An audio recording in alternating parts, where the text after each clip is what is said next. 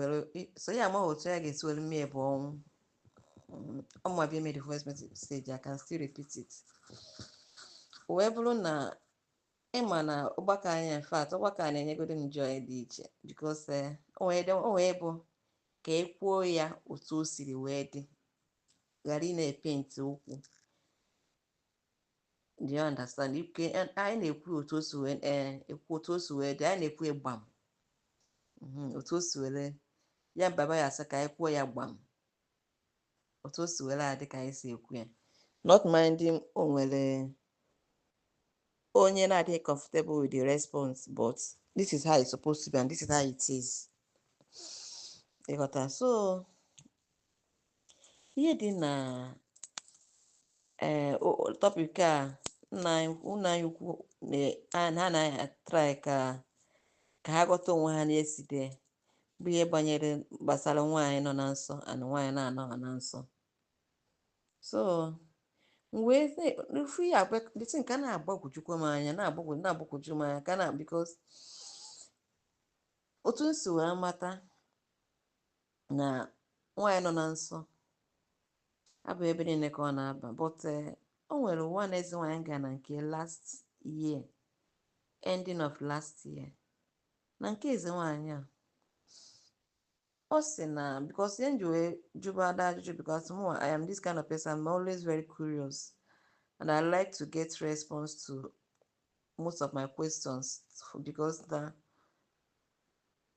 more I ask questions, the more I learn, and I like learning new things. So wee jụọ ha sị na oge m kpọrọ ya na m na-esi Lagos abịa, echetara m ezi nwaanyị na mụ na-alụkọbụrụ m ọrụ before, ọ ya sị m na ya nọ na nsọ or ya nọkwa na nsọ were abịa, but this woman never asked me something like that. But being that I'm a traditional person, so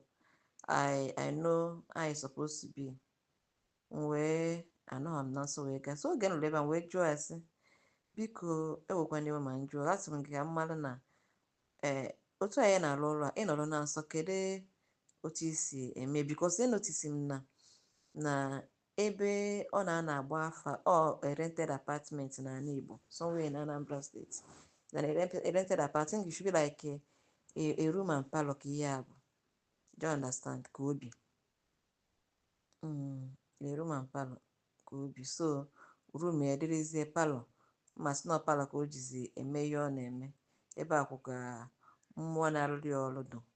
amaghị ma arụsị ha kama na mmụọ ji arụ ọrụ na ebe a ka ife o dozichara everything, ebe a ka ọ na-agbafe, ebe a ka ọ na-afụ ndị mmadụ,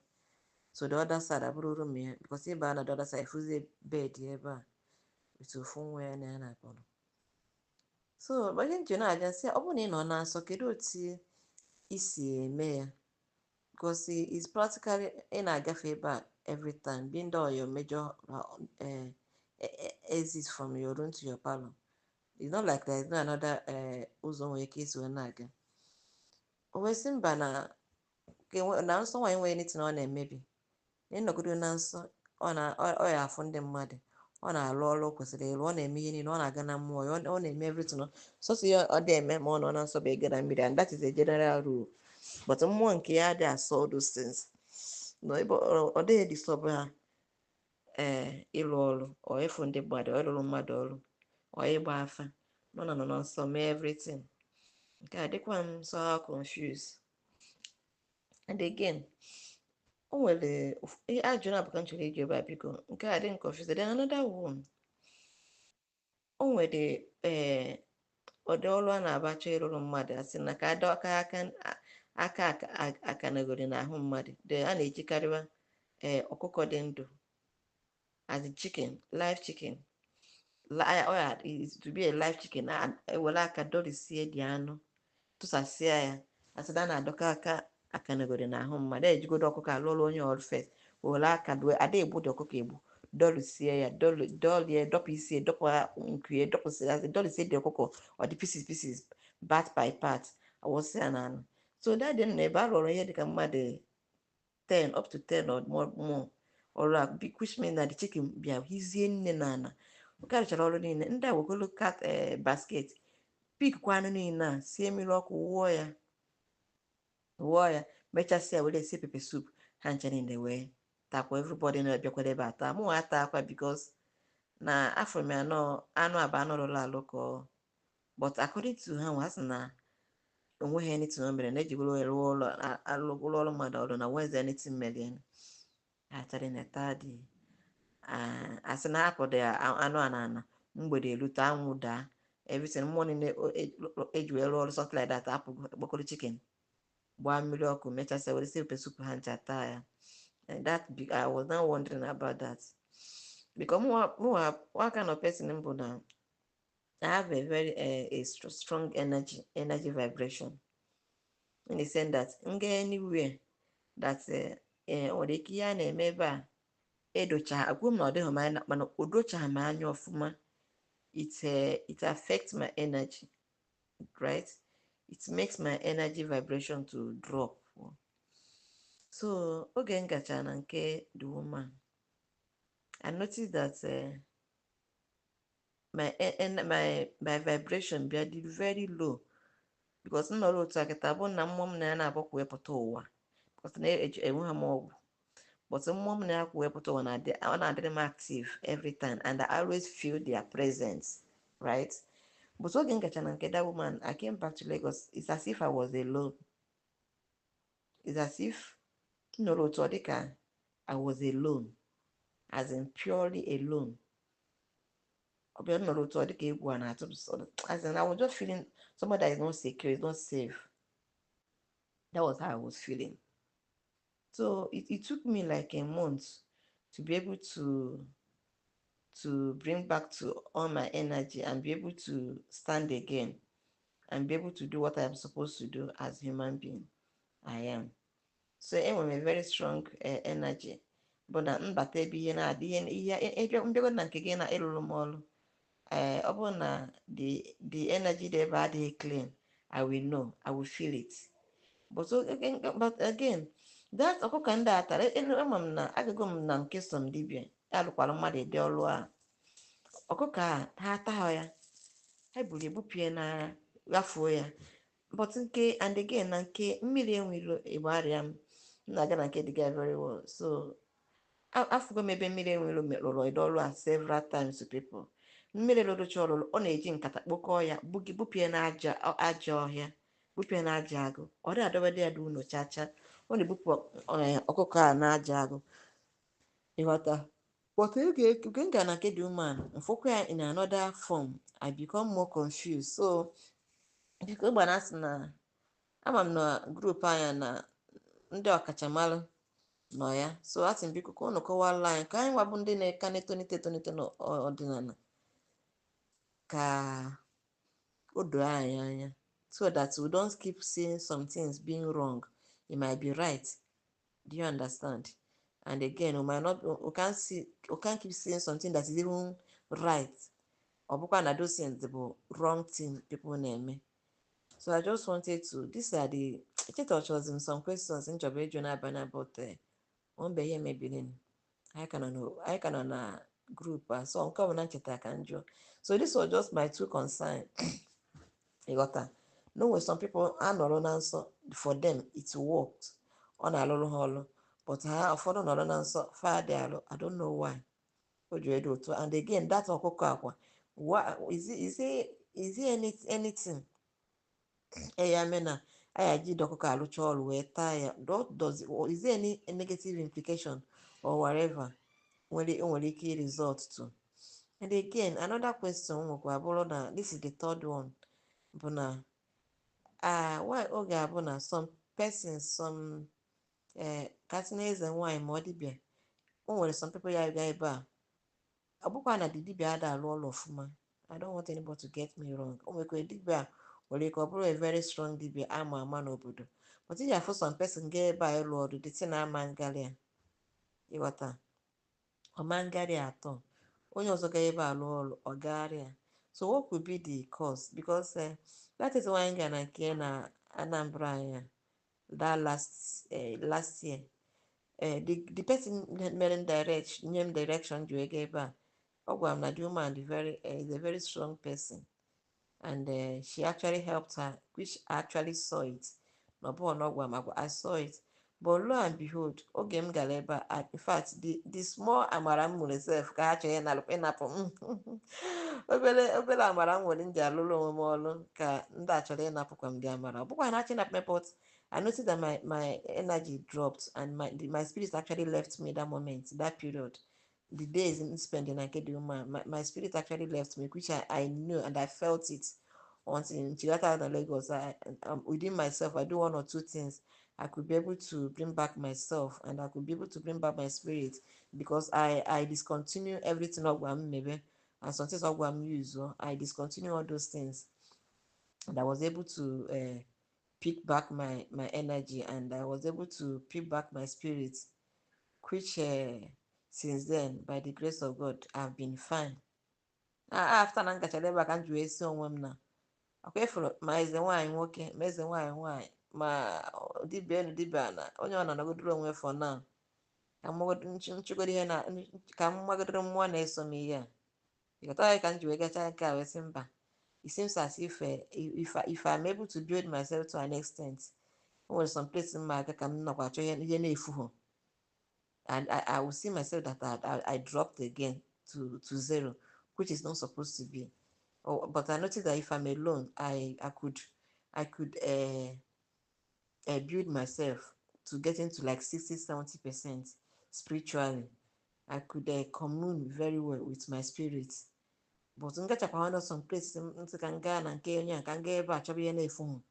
I will go back, I will go down again. So what could be the cause?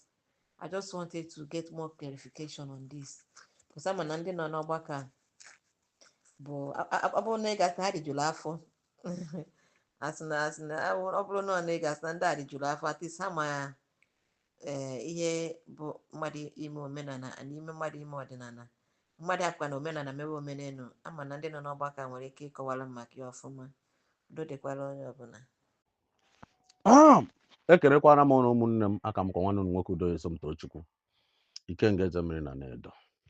Nwanne m nwaanyị, mgbe drọpụrụ ajụjụ fa n'abalị emere nka nsa gị ya na-asakwazi kwestion nụ ka ife mere pingom nne na ọrụ n'ọdịrịtị mgbe ọzọ itinye voice note onweghị mgbe anyị ji alaha ụla, onweghị mgbe anyị ji anakpụ ụla. Ọ nwere ndị ọya wụrụ n'abalị ka ha nwee time ige ife, nwee ndị ọya wụrụ n'abalị ka ha nwee time ikwu okwu. Like ụnyaahụ, my energy is very very strong and vibrant n'abalị ụnyaahụ, na-achọ sọsọ nwere question mma asa ọ fọkwuru m obere sef ka m jiri aka m bido mewe nkụzi. Just that na akụzigo m ọ na-abịa m firu na m akụzichaghị ife niile mma m nwee ike ịkụzi n'ọdịnala Igbo. So m bịakwazie nesị ka m bidokwa nkụzi, ọ dịkasị na njekwa ibido n'isi, mana m ebido n'isi. Ana m plan na that I will start afresh, m ebidokwa n'isi because a lot of people nwere a lot of mistakes a na-eme. So na abalị ụnyaahụ energy mode very strong to answer questions. Adamafa ajụjụ agba ọsọ ọga Adamafa. Okay, ụmụnne m nwere kpọrọ m na fon wee je kọtụọ nyawo nkụzi m na-eme, kọtụkwuo mmụọ nji eme nyawo nkụzi nji asa nyawo ajụjụ, mana ka anyị adọghị anyị ene ya ene. Nwanne anyị nwaanyị jụrụ anyị ajụjụ ajụjụ nke izizi wụ na ejụrụ ajụjụ maka nwaanyị ahụ na-anọ na nsọ. Lesi na onye nke izizi ahụ imitiri ma ọ nọ na nsọ na ọ ya eje na mmụọ ya, then imitizie nwaanyị nka, mana onye nke a sịgụ na o nweghị ife nsọ ya na-eme mmụọ, na ọ na-anọ na nsọ jee na mmụọ na o nweghị ife na-emenụ na nọọsọ mmiri ka ọha ejekwusizi generally. Okay, ka m gbazie gị ọnụ ebe a nne, ọ bụghị generally nọọsọ mmiri ka ọ na-eje, abụghị generally. Ọ bụrụ na ị na onwelu mmụọ na-asọ ịnọ na nsọ nwaanyị asọwụrụ mmiri, ma a na onwere mmụọ ya dakwa na-asọkwa nsọ nwaanyị asọwụrụkwa enu ala. Ọ bụrụ na ndị mmiri na-asọ nsọ nwaanyị na-asọ ọbara na nwaanyị nọ na nsọ na agha abịabe ha, ma na mmụọ niile na-asọ na nwaanyị nọ na nsọ na agha abịa. Ịghọtago? Yes. Ọ bụrụ na ndị mmiri na-eme ha nọrọ na nsọ, nwaanyị nọ na nsọ na agha eje n'ọdụ forbidden na mmiri, ọ dịkwa forbidden na ndị ichie, ọ dị forbidden na arụsị, ọ dị forbidden na chi, ọ dị forbidden na agwụ, ọ dị forbidden na ndị Yoruba, ọ dị forbidden nwaanyị imetụ sacred items aka na ọ nọrọ na nsọ. It's very very very forbidden. Ịma na ife ụfọdụ ndị dibịa ji ha adị comfortable with nkụzi m ya na ịdị comfortable wee nọ na group nọ na ya na amaala ka ịnụ okwu gbara ntị njọ ka m hapụ ya gafee. Ana m agbalịsi ya, achọghị m ime onye o metụrụ, achọghị m ime onye ọ na-ewute. nke ahụ eziokwu ka mma anyawa agba nyawa ya agba onye ọnwụ na-anụ ya fịa ndị chọrọ ịnụ anụ ndị achọghịkwana ịnụ ha emewe. Nne, ọ bụrụ na ndị mmiri na-asọ nsọ nwaanyị nọ na nsọ ma na mmụọ ọwụ na nwaanyị ahụ eze nwaanyị kwadobe kwesịrị na-asọ nsọ nwaanyị nọ na nsọ onweghị nke agụpụrụ. Now let me tell you what you need to know. O nwere two ways ya eme na nwaanyị nọ na nsọ na mmụọ nọ be mmadụ aya observe nsọ nwaanyị nọ na ya. O nwere two things ya eme na nwaanyị nọ na nsọ ọ na-emekwa mmụọ nọ be do comfortable na o nweghị ife ya eme. One, dibia dabalụ nwaanyị ahụ ọrụ nyawa eze nwaanyị ọrụ ma ọ dibịa m gosiri eze nwaanyị ọrụ wụ nkụzi ọ kụziri enu na nsọ abụrụ nyawa ife. O nwere mbọsị wọ na eze nwaanyị kpọọ m na fonu o wee jụọ m wee sị biko na o nwee ife ọ chọrọ ịjụ m mana ndị ụmụazị mụ na ha na-arụ ọrụ ka nkụ ma o sitere mfụ eze nwaanyị m chọrọ ma ọ ụmụazị dibịa ndị bido dibịa chọrọ ịbara onwe ha uru chọrọ ime mmụọ na eziokwu chọrọ ime ọdịnala n'ụzọ ntọala mmụọ na ọ bụrụkwa ụzọ ntọala nna m ukwu ma ọ bụrụkwa ụzọ ntọala ọgwụ ma ọ bụrụkwa ụzọ ntọala ijebe occult. Mfụ ndị ọdịnala onye ọbụla chọrọ ime ọdịnala ma ọ chọrọ ime ọrụ mmụọ ya ma eze nwaanyị ụmụ dibịa n'ụzọ ntọala mmụọ ana m enyewe ha special attention. Ọtụkwa nya ụwa na okrọkụ nke abalị ka ha chatịrị na fon gwa m nsogbu ha na mara ka ige ha ntị because na ha nidiri guideline maka na ụzọ ntọala mmụọ adịrị izi. This lady kpọrọ one day na oje na nke ofu dibịa ije gba afa a married lady a married woman ka ọ mgbe eze nwaanyị mana a young handsome fine a young beautiful young woman. Mana o nwere ndị dibịa egburu utu ha mma na ka onye adịna na ya ha ya achọrọ ebe a ya asụ ya. So this nwata nwaanyị wee jee na nke eze nwaanyị dibịa ịgba afa ha gbachaga afa kwuo ọrụ ọ ya alụrụ dibịa kama na ife na-esozi okwu na ya alahụ alahụ ọnya ife na-eso okwu na ya alahụ alahụ dibịa wee sị ya mba na ọ ya ana na ọ ya ala kama akwadozie ịbịa ọrụ ahụ ka ọ bịa ọ sị ya mba na ya alahụ na ọrụ ya alụ n'abalị dibịa jụ ịghọtago ha nwewezie conversation based on sexuality because nọ na-awụ nwoke fụ ha na ụmụ ndị dibịa fụ ha na nwaanyị ha chọrọ ọdụ ka asị na ọha utu ha ekwoghị ha zuo ike ha ebido akụkọ sexuality ebido kọdebe the girl isi kọdobe isi maka idea ka ha eji bata maka na ha ya agwaghị ya direct ka ị ghara ịsị na ha dibịa gbadoro ma ọ na dibịa bịara ịbịa ka o dina ma ọ ka ọ laa ahụ o jiri idea were aghụbe na-aghụbe tango na dibịa ma onye nwụ maka ana m azụ onye ọna m onye nwụ kene chukwu na ịgba m tango na ọma onye nwụ. So akọgide akụkọ ahụ o nwetawakwana nwata nwaanyị so wee banye na situation wee banye na nwaanyị wee jụọ ya mana ọ nọ na di nunu nọ mana ọ na nwoke ọzọ di na ọ nara osieru di ya nni na ọ ya enye di ya nsogbu ma ọ bụ na nwoke ọzọ di na-egodo nya nwaanyị na ndị ichie ebe die ma ọ mụọ be die ya ebido nyebe nsogbu according to nkụzi ọnụgolu n'aka onye nkụzi ekwuchisi mmụnwa kọsa ha ma achọghị m ịma ana m ekwu nke wụ eziokwu. So nwoke a wee sị ya mbụgịrị nyakwudobe ife a na-asị ka onye gbara ya nụ kere ebe die so wee jụọ kere ebe die nọ ọsịa na die n'obodo iwe ọsịa na ọmakwo nọọ nsọ ka ọwụ nwoke nụ nwaanyị hapụ nwunye pụọ ute atadaghị akpa nwunye aka na nwoke ọhụrụ na nụrụ nwaanyị hapụ nwunye wee mee travel na ife duka ọnwa na asatọ akọnitototu wee kọrọ ya na nwaanyị ahụ gbaa n'ilo na onwe nwoke ọzọ nwaanyị ahụ jekwuru ka o dine na onweghị ife na-eme onye ahụ na mmụọ ya ebido mawa dị ikpe risef karịa mmadụ ule dị ikpe. Sekọndịrị na nwaanyị gba n'ilo nwaanyị nọ na di inwe mmekọ n'ilo sieru di eni ahụ nye ahụ ife na-egbu nwaanyị na-egbu di nwaanyị ahụ ma onye enye di nwaanyị ahụ nsogbu na ife ya enye di nwaanyị ahụ nsogbu na ọ na nwaanyị gbaa n'ilo onye ya ego o were ego ahụ ọ gbata n'ilo wee sie di ya nni na ọnya ahụ ife na-ebute problem na ndụ nwoke. So wee gwaba ya ife a wee gwaba ya gwachacha nwatakịrị wee kwe wee ha nọkwa ka ha si wee nọ ọ pụọ n'ilo nya amazi ka o si wee mee o wee pụta n'ilo ọsị ka ọ kpọgodo Ikenga na fon ka ọ jụọ Ikenga o wee kpọọ m na fon lọkịrị ndụ free mpi ike kọl ya ọsọ m nna ya na onwe ife ọ chọrọ ịjụ m nsị akere ife ọwụ ọ jụọ m eziokwu na di nwaanyị mee travel na ọnwa 7 ọ batahụ na nwaanyị ahụ gbaa n'ilo na aya agụrụ nwaanyị nsọ na ọdị ka aya agụrụ nsọ. nsị na ọha eziokwu nke onye gwara gị ife a ọsị nke ọ bịakwa na eziokwu na nwaanyị gbaa n'ilo na ọ ya enye di ya nsogbu until na o were ego ahụ gbata n'ilo wee siere di ya nri nwee jụọ biko koro onye na-akọrọ gị ife a o wee gwa m na ebe o jere ịlụ ọrụ na ọ maghị ife nwoke a na-ekwu na nwoke a na-aji idea na-akọdosi isi ụzọ ọ esi wee havụọ wee into onye ahụ nwata nwaanyị wee kpọọ ya nne nsị a kere ebe ị nọ kịta ọsị nọ n'ilo kere ebe akpa ụkwụ gị nọ ọsị nọ oyiye kere ebe akpa gị nọkwanụ ọsị na akpa ya ka dị n'ime ọfịs dị nsị ngwa jiri idea jee n'ime ọfịs nwoke ahụ buru akpa gị na nsị agbaba ị na-agba azụ ụkwụ gị na-emeta ikere ụkwụ na-emeta ụkwụ n'azụ isi na-agba ịrị n'anya n'azụ na ogbugbu ka ọ chọrọ igbu ọsọgodi edighị hapụ n'ụlọ pụọ ruo iwu na 200 years as long as ego ka dị n'isi nwoke ya gha enu ị ga-ata afụfụ ya nsọ ana ka ọwụ nsọ ana ka ọwụ o kweghị edi chọrọ dị jewe ebe ahụ ọ nọ ma ọ gwadoghị ya nata o kweghị edi kwuo na ịchọghịzi ịnụ jekwuru ndebe dị divorce wee narala onwe gị ịchọzi ịda na-eme ị na-aga n'ile onye gafeta ịchọghị ike gị ọsụ onye gafeta ịchaghị ike gị ọsụ no problem ọ alụgụ mana as long as ị ka na obe nwoke ahụ ọsụkwa onye ahụ na ome travel na 200 years nwoke ọ na-adaraghị enu wụ nsọ ka ọnwụ and ị ya ata afụfụ ya mmụọ ya ajụghị ajụjụ mmụọ be nna ya ata agha afụfụ ya mmụọ be di ya ata gị afụfụ ya because na ịgba n'ilo 2 ọ na-eme onye chọọ iri ife dị aṅa ọ chọọ akụkọ eju wee kọkpọ ife ahụ dị aṅa ka ọ wụrụ ezigbo ife onye chọọ ime nsọ ana ọ chọọ akụkọ eju wee kọnye na nsọ ana ahụ ka ọ dị ka nsọ ana ahụ adụzi mma ife mmụọ na-eji enye nwoke nsogbu abụrụ na iji ego gbara n'ilo nwoke ịgbata n'ilo were siere di gị nri ife mmụọ ji egbu nwoke ma ọ wụnye nwoke nsogbu ma ọ daa nwoke ọrịa bụ na ịgbarụ n'ilo bụ nwata nwaanyị gbachaa n'ilo bata siere di gị nri ọsọkwa nya were ego ahụ iji wee sirie nri ọsọkwa nya wụ na ọha ego ọsọkwa nya were ego nke inwelu ọsọkwa nya wụrụ di gị nyere ego ọsọkwa nya wụrụ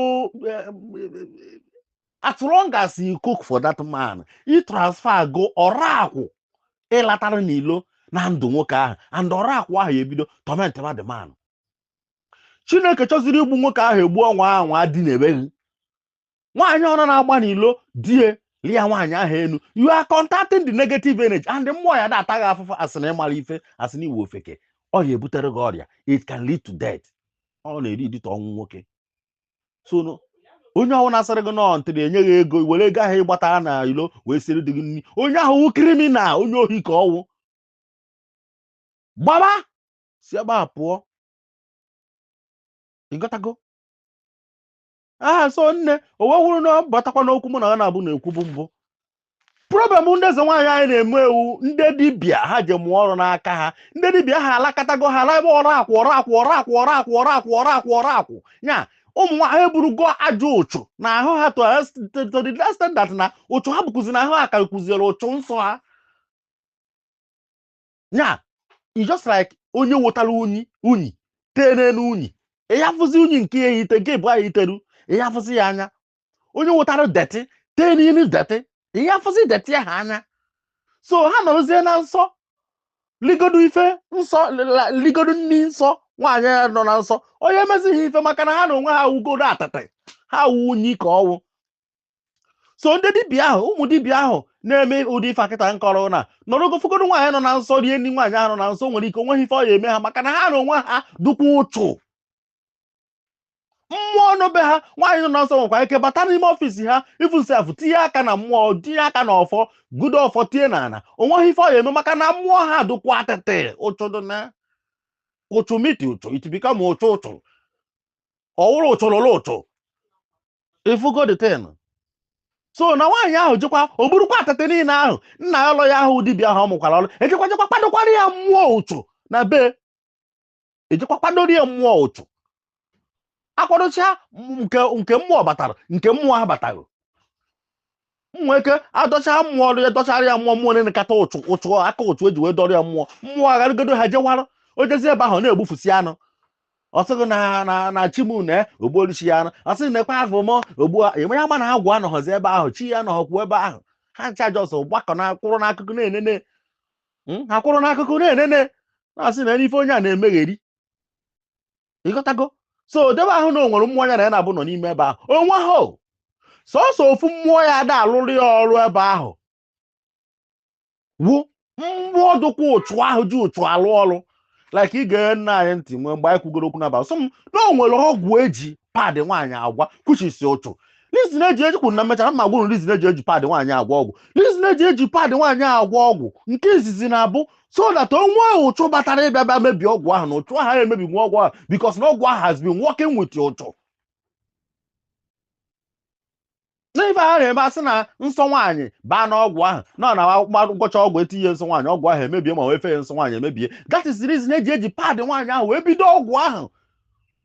adụgo active with ụchụ because na ife iji incantation ife iji with incantation imerụ n'ọgwụ ka ọgwụ ya eji alụ ọrụ so i were paadị ụchụ wee bido werụkwa paadị ụchụ ahụ wee na-alụ ọrụ so onwezi onye bụ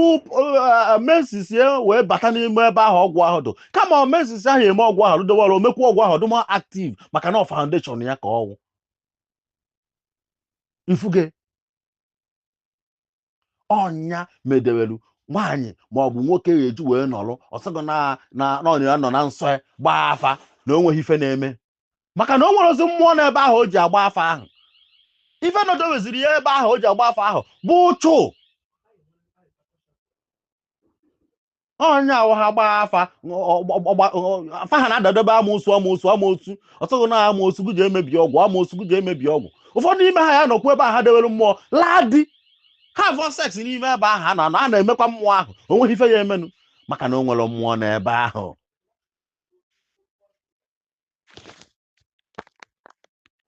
ịghọta gị nke awụ nke izizi nwaanyị nwere ike ịnọ na nsọ na-alụ ọrụ n'ụlọ ọrụ ya o nweghị ife ya eme maka na nwaanyị ahụ wụrụgo ụchụ ole dị so onwe ozu nsọ ụchụ ọzọ si na nsọ ya pụta mmụọ ya afụzie ka ọ wụrụ ife ọfụ maka na they have been living n'ụchụ ịghọta gị nke ahụ first one na ajụjụ ịjụrụ second one nwekwara ike nwaanyị denye na-eburu ụchụ ahụ na-alụ ọrụ ọ na-alụ na-agazirie mana ọ nọ na nsọ ahụ like you said na ọ na-agazi na ọ nọ na nsọ ahụ wụ n'oke mbukọta ọgwụ like agwago m ya nọ na o nwere ike nwa ọgwụ adọbali o ji arụ ọrụ ọgwụ wụzi ife na-eleri ya ọrụ ọbụla ọzọ mmụọ aghara gị egbaferu ọgwụ a na-agba n'ezi ọgwụ wụ ife na-eleri ya ọrụ ọnya medo na nwere onye ọnya ada alụrụ ọya agazirie ọ na-agaziri onye ahụ maka na ife na-eleziri ya ọrụ bụ otu ọgwụ nke abụọ ụlọ mmụọ ebutere ebute alụsị ebutere ebute o nwere alụsị ebutere ebute ada agụ nsọ na ọ bụghị alụsị Igbo o nwere alụsị ebutere ebute ada agụ nsọ ụmụ ife alụsị oke otu a na-aba aba o nwere ọgwụ ọhụrụ alụsị na ọgwụ lemi nọkọrịta alụsị mana ka oke ka nkọwara na ya ka ọfụma ka unu wee ghọta o nwere ọgwụ a na-agwọ n'ụzọ alụsị ịmana ụfọdụ amahụ na alụsị na ọgwụ dụ mana o nwere ọgwụ a na-agwọ ifọmọfụ n'ụzọ alụsị ọgwụ na-alụ ọrụ ka alụsị apụta na-agwa na alụsị ka ọwụ mana ọgwụ ka ọwụ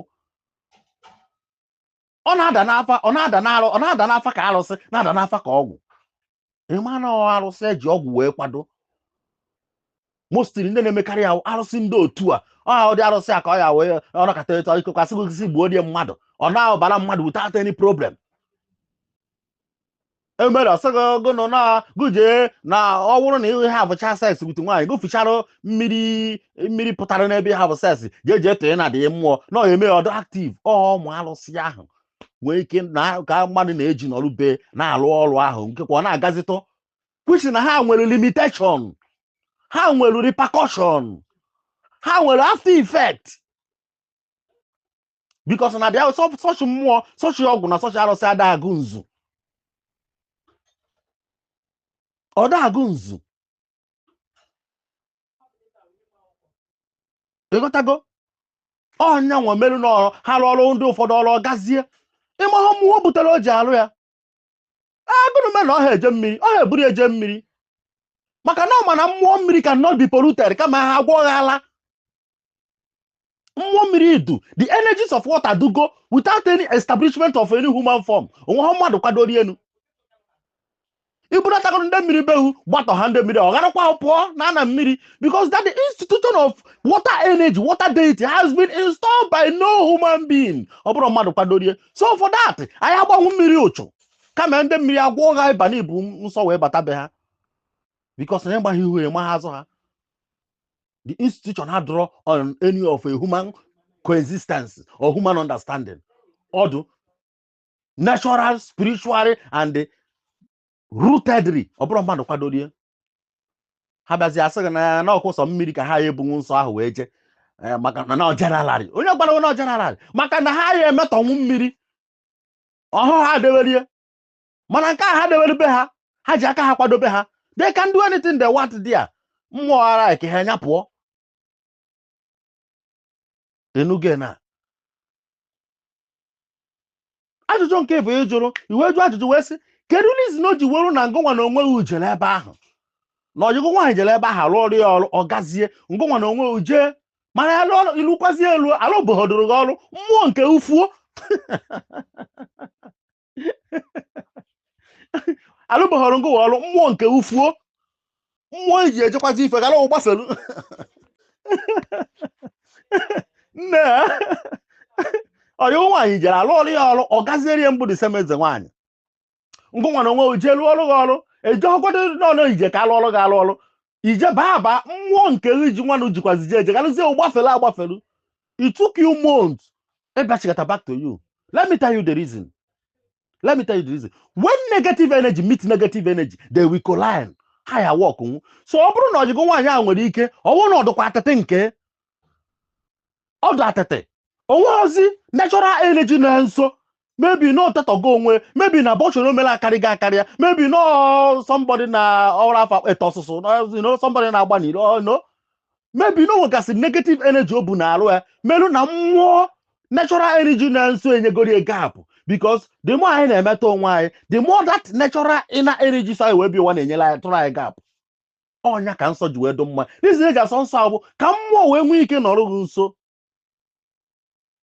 ọnya ka eji asọ nsọ ka mmụọ nwee ike nọdụ gị nso mana ị na-emetọsi onwe gị mmụọ ahụ kwesịrị ịdụ ile na-alụ gị a na-enyere gị efe na-apụ ị na-emetọ ha na-apụ ihe emetọgido hapụ si adatịrị you will now become empty.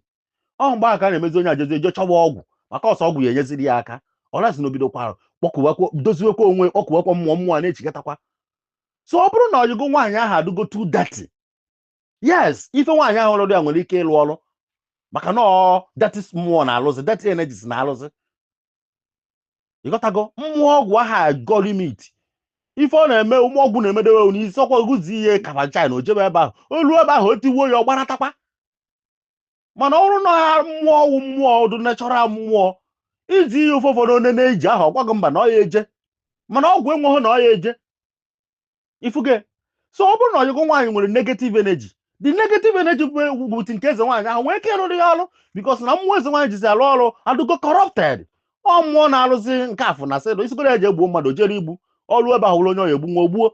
ọkwa na onye ọya egbu nwa onye ahụ tiwuo ya ọ gbaratakwa ọnya ụdị mmụọ ahụ onye ahụ ji alụ ọrụ. So ọ ya alụrụ onye bụ atịtị ọrụ maka na ọgwụzi ka eji alụ maka na mmụọ otu ọjọọ otu du atịtị ka ejizi alụ efuge.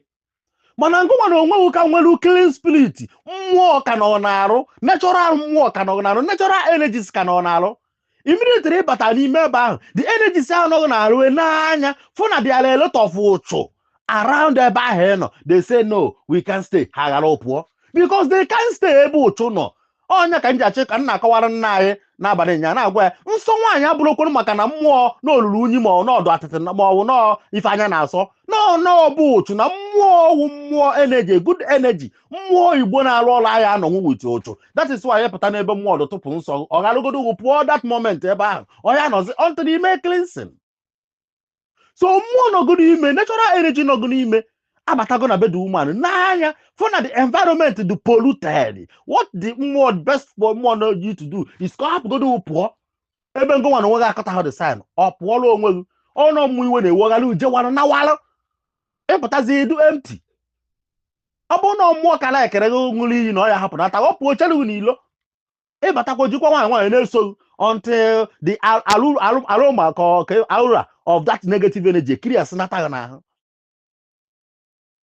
So with that kind of energies you nwere energies ka do natural with you do clean neat energy nwaanyị ahụ ọrụ ọrụ you cannot work maka na mmụọ ka nọ nso na alụ emetọbụrụ alụ that is Mercedes no ya na ọrụ ụfọdụ ọrụ ụfọdụ ọya alụ ịghọta gị ọnya ife bụ enu. Now he have to take you so many cleansing and so many invocation before mmụọ ahụ pụrụ na ahụ nwee ike return or back, because one, they might be angry with you na ịfụchara n'ebe ha dọrọ mma jee ha chọghọkwa ịma na ịfụrụ ka na ịfụ ha ife ha ma ọ na ịfụchara ya wee jee. Two, they might be angry with you and being far away from you, that na the energies cancel do n'ebe ahụ ijeru do too much na the just like perfume. O nwere perfume ọ ya wee gbaa na ahụ ọ ya etekicha 1 year eji sicha. When they take 6 months, when they take 1 month, when they are after 3 days, so the kind of energies, negative energy now, before you do a potential na home, it take much time. So it can oh yeah, result to so many cleansing and invocation. If you watch you get her back, however, okay, no dokwana killing, can she get a quasi oh nya could you take her time and go with onwe. Will take your time in what I was